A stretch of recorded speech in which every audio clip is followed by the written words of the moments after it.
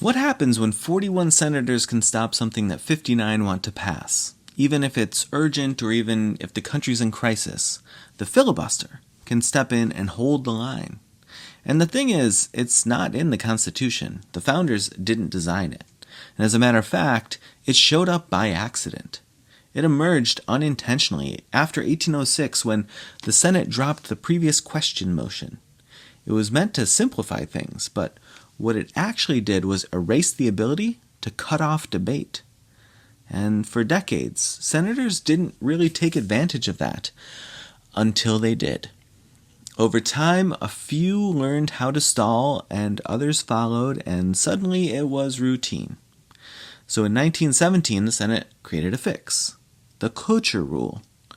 So if you had a supermajority, you could end debate and force a vote. That supermajority started at 2/3 and later it dropped to 60. And that's why on most contested bills today, you don't just need a simple majority to pass, you need 60 just to get to a vote. So fast forward to this moment, the government is shut down longer than ever before, and Donald Trump is demanding Senate Republicans kill the filibuster. He wants this so he can pass bills with 51 votes and break the stalemate. But this time, those senators aren't folding, not yet at least. They're reluctant because they know that if they blow it up now, they'll live with the ramifications later. The easiest example is what happens when the other side's in charge. And there are some good reasons to keep it in place. Some senators say the filibuster protects the minority, and it slows things down, and it forces negotiation, and effectively prevents whiplash shifts in law. These are all things that the executive is not keen on. And maybe sometimes it does all of those things. But it gets tricky because from our 2025 perch, there's a history that we often forget. Historically, the filibuster has repeatedly blocked civil rights and voting rights measures. It was used to kill background checks after mass shootings. Even some appropriations and funding bills get swept up in the net. So let's say you get 51 senators behind you and you did everything you could, and the vote still dies because you can't get to 60. I think there's a fair question here that should rest on principle, not just on who's in charge.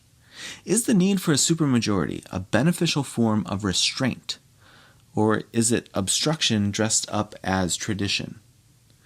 And it's complicated even from the founders' perspectives because they warned against the tyranny of the majority, but they also warned about minority vetoes.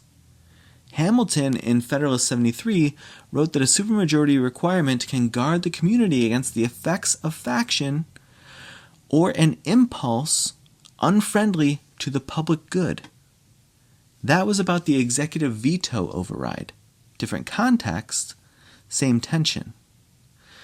The founders worried about factions, but Hamilton warned that routine supermajority rules would paralyze the government. Regardless, here we are, paralyzed.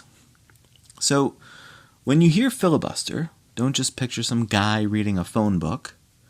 Think about who gets to decide and who gets to delay that decision. Because the real question isn't always what the filibuster protects. Sometimes it's what it prevents. What do you think should be done, if anything, about the filibuster?